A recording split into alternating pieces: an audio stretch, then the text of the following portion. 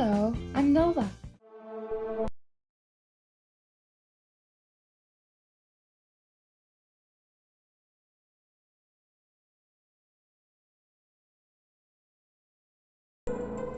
What is happening in these videos? Scary, right? But that is what's happening around the world. Our climate is breaking down, and my home in the Maxim Valley is also breaking down. Do you want to fight this together? Let's get into one of the most urgent global issues that threaten all of us. Climate breakdown. Climate breakdown is another name for climate change. Yes, you probably heard about terms like climate change, global warming, and greenhouse gas emission before. People throw these terms around when summer gets super hot or the rain is heavier than usual. But what exactly does it mean?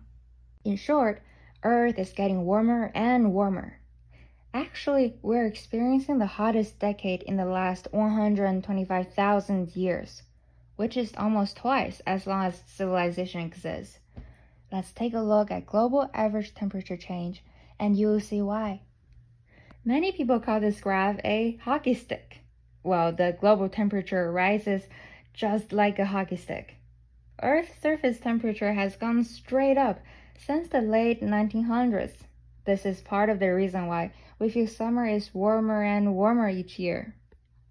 What is causing all of this? The main reason is carbon dioxide emission. Let's see this question.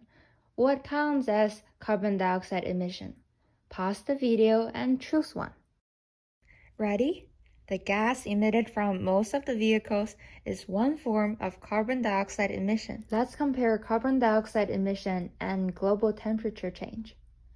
As you see from the graph, the two lines look almost the same. The more CO2 there is in the air, the higher Earth's temperature gets. How exactly does CO2 make the Earth warmer? When heat was emitted from the sun, some heat was reflected by Earth's atmosphere, returning back to space. Some heat can pass through and reach the Earth's surface, then bounce back to space too. However, when there's too much CO2 in the atmosphere, some heat can no longer escape, but it can be trapped in the air. It is as if Earth is wearing a big blanket. The heat cannot go away, so Earth feels too warm inside the blanket. I don't like hot temperatures. I'll get sweaty and moody, and Earth doesn't like it either. That's why it's called climate breakdown. When the climate is warmer, the Earth does have a bad temper. But why? Let's enter the microscopic world. Heat is a measurement for how fast molecules are moving. The faster molecules are moving, the higher the temperature is. In another word, the higher the temperature is, the faster molecules are moving. Water molecules therefore move faster in a warmer temperature.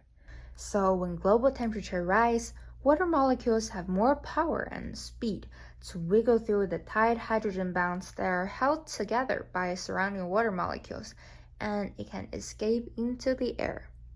Air now contains more little water molecules than before. Since clouds are essentially floating water vapors, more water in the air will create bigger clouds. Rains that come from these clouds will also be much heavier than before. Storms, hurricanes will also be much more frequent. Oceans suck up 90% of the heat, melting glacier ice in the South Pole and North Pole. Actually, 1.2 trillion tons of ice was lost each year. To help you understand this enormous number, this is about the combined weight of all living things on Earth.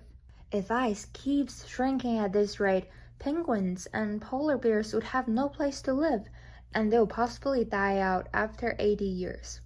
Imagine how your grandson or granddaughter will never see a polar bear or penguins ever again.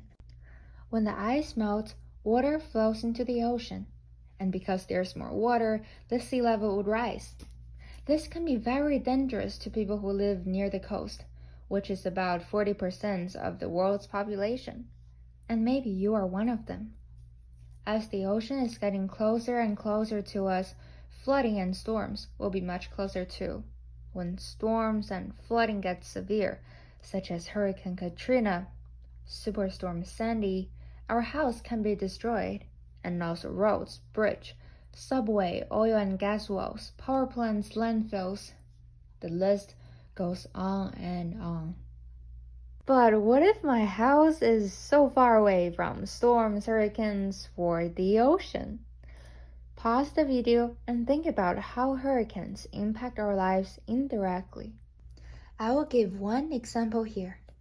Pouring water not only destroys infrastructure, but also farms, where we get our food from.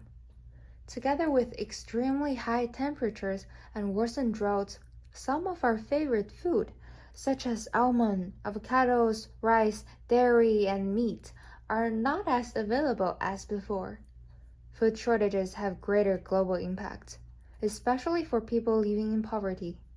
Nearly 1 in 3 people in the world, which is 2.4 billion people, did not have access to enough food in 2020. If food production keeps decreasing as predicted, 30% of food production would be lost, and it's unimaginable how many more people would suffer from food shortage. Let's take a deep breath. Although climate issues are urgent, it's definitely not the end of the world. It is actually reversible and can be controlled as long as we work on it, slowly and with the right methods. 64 countries are starting to cut their CO2 emissions and start to bend the emission curve. That is, global temperature is starting to rise slower than before. We're seeing a lot of progress, but far from enough. Let's do something about it. You and I can join millions of people who are fighting climate change, and we can protect our Earth together. What if we are the missing piece?